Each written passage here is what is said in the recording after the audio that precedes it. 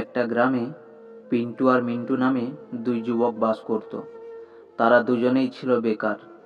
দিনমজুরের কাজ ছাড়া গ্রামে আর কোনো কাজেই তারা দেখছে না। তারা আর অন্য কোনো কাজ করতে পারতো না। এদিকে নববিবাহিতা স্ত্রী নিয়ে দুজনের একই রকম পারিবারিক অবস্থা। ভিন্ন মানসিকতার হলেও দুজনের একটাই সাধারণ সমস্যা, আর সেটা হলো কি করে টাকা রোজগার করা যায়। এই সব কথা ভাবতে ভাবতে পিন্টুর মাথায় একটা বুদ্ধি খেলে গেল।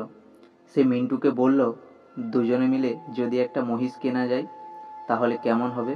মহিষের দুধ বিক্রি করে কিছু টাকা পাওয়া যাবে, আর মহিষের বাচ্চাও হবে। ফলে মহিষের সংখ্যা বাড়তে থাকবে, দুধও বেশি বেশি হবে। আর এইভাবেই দুজন একদিন অনেক টাকার মালিক হয়ে যাবে। মহিষের সংখ্যা যখন বাড়বে তখন অনেক লোক রাখবে দেখাশোনার জন্য। এভাবে দুজনেই একদিন ধনী হয়ে উঠব। এভাবে পিন্টু তার ভাবনার কথা মিন্টুকে জানায়। এই প্রস্তাবটি মিন্টুরও খুব ভালো লাগে। সেও প্রস্তাবে রাজি হয়ে যায়। তারা দুজনে কথা পাক্কা করে ফেলে। খুব আনন্দ আর উদ্দীপনা নিয়ে দুজনেই বাড়ি যায়। দুজনেই তাদের এই উদ্যোগের কথা নিজের স্ত্রীকে জানায়। পিন্টুর স্ত্রী সব শুনে খুব আনন্দের সঙ্গে তার গয়না খুলে স্বামীর হাতে দিয়ে বলল, খুব ভালো পরিকল্পনা। আমার গয়না বিক্রি করে মহিষ কেন, যখন বেশি বেশি রোজগার হবে গয়না কিনতে আর কতক্ষণ। স্ত্রীর কথায় গর্বিত হয় পিন্টু। ওইদিকে মিন্টু তার পরিকল্পনার কথা তার স্ত্রীকে জানালে তার স্ত্রী বলে, দেখো, একে তো আমাদের কিছুই নেই, খালি কয়েকটা মাত্র গয়না সম্বল, আর তা বিক্রি করে মহিষ কিনবে। কিন্তু যদি মহিষ মরে যায়। মিন্টুরও মনে খটকা লাগে।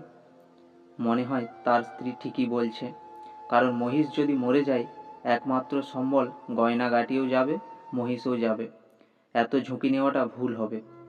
পরের দিন দুই বন্ধুর দেখা হলে মিন্টু বলে, ভাই পিন্টু, মহিষ যদি মরে তাহলে? পিন্টু বলে, এসব বাজে কথা ভাবছিস কেন? কেনার আগেই মহিষ মরার কথা ভাবছিস? আর মহিষ কোন কারণেই বা মরতে যাবে? মিন্টু একই সুরে হতাশ জবাব দেয়, তা তো বুঝলাম যে মহিষ মরবে না, কিন্তু ধর যদি মরে তাহলে কি হবে? পিন্টু অত্যন্ত স্নেহভরে জবাব দেয়, তোর তাহলে জবাব আমার কাছে নেই।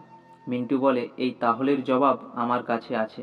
আমরা বরবাদ হয়ে যাব, সব হারিয়ে নিঃস্ব হয়ে যাব। অত্যন্ত বেদনাহত হয়ে পিন্টু বলে, কিন্তু তুই কেন বারবার ভাবছিস যে মহিষটা মরে যাবে? একটু অন্যভাবে ভেবে দেখ। মহিষটা দুধ দেবে, আমরা বিক্রি করব, প্রথমে পয়সাগুলো জমাবো, তারপর আরও মহিষ কিনবো। অনেক পয়সা হবে যখন, তখন অনেক গয়না কেনা যাবে, বাড়িও বানানো যাবে। এভাবে দুধের বড় ব্যবসায়ী হয়ে উঠবো দুজন। কিন্তু মিন্টুর ওই এক বুলি, এক জিকির, ব্যবসা, টাকা, বাড়ি, গয়না সব হবে তখনই যখন মহিষটা বেঁচে থাকবে। এরপর অনেক বোঝানোর পরেও মিন্টু তোতা পাখির মতো বলতে থাকে মহিষ মরার কথা। পিন্টু আর বোঝাতে পারে না, শুধু বলে, দেখো মিন্টু, ওই রকম ভাবলে তুই কোনো দিনও কোনো কাজ করতে পারবি না। এই ধরনের ভাবনা ঠিক নয়, কারণ তুই আগে অন্ধকার দিকটাই দেখছিস। এইভাবে দুই বন্ধু তর্কের পর কয়েকদিন গেল। পিন্টু একাই একটা দুগ্ধবতী মহিষ কিনে ফেলে। সে এখন আর দিনমজুরের কাজে যায় না। সকাল থেকে সন্ধ্যা মহিষের দেখাশোনা করে, দুধ দই। প্রথম কিছুদিন দুধের গ্রাহক খুঁজতে মহিষের পরিচর্যা করতে কষ্ট হয়েছিল। ধীরে ধীরে পিন্টু এই কাজগুলোতে দক্ষ হয়ে উঠতে লাগলো।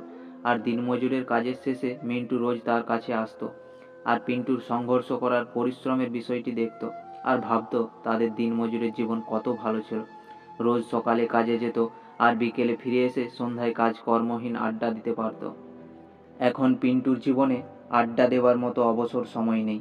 তার উপর এত ঝুঁকি নিয়ে যে মহিষ কিনল, যদি মরেই যায় সবই যাবে তার। আর ওইদিকে কালো মহিষের মধ্যেই জীবনের আলো দেখতে পায় পিন্টু। সে দ্বিগুণ উৎসাহে কাজ করতে লাগলো। এটা ঠিক যে তার কাছে এখন অবসর সময় নেই, কিন্তু সুন্দর ভবিষ্যতের কল্পনায় সময় নষ্ট করতে সে রাজি নয়। এইভাবে দিন যায়। আস্তে আস্তে তার গ্রাহক বাড়তে থাকে, মহিষ বাড়তে থাকে, কাজের লোকও বাড়তে থাকে।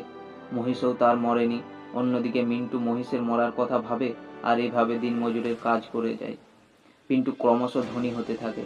বন্ধুরা, এই গল্পের ভেতরের বিষয়টিকে যদি আমরা বুঝতে পারি, তাহলে আমাদের জীবনের পদক্ষেপ নেবার শিক্ষাটি অর্জন করতে পারবো। এসব খুব কম কথায় দেখে নিই আমরা সেসব। কিন্তু, যদি, তবে ইত্যাদির জালে আটকে পড়তে নেই। নেতিবাচক ভাবনা কখনোই মাথায় আনতে নেই। পজিটিভ ভাবনাই পারে জীবনে সাফল্য এনে দিতে। নো রিস্ক নো গেইন, ঝুঁকি নিতে পারলেই জীবনে সাফল্য আসবে। গল্পটি কেমন লাগলো বন্ধুরা অবশ্যই কমেন্ট করে জানাবেন। গল্পটি ভালো লাগলে একটি লাইক করবেন ও শেয়ার করে দেবেন। আর আমাদের চ্যানেলে নতুন হয়ে থাকলে অবশ্যই চ্যানেলটিকে সাবস্ক্রাইব করে আমাদের পাশে থাকবেন আগামী দিনে আরও সুন্দর সুন্দর গল্প শোনার জন্য। সকলে ভালো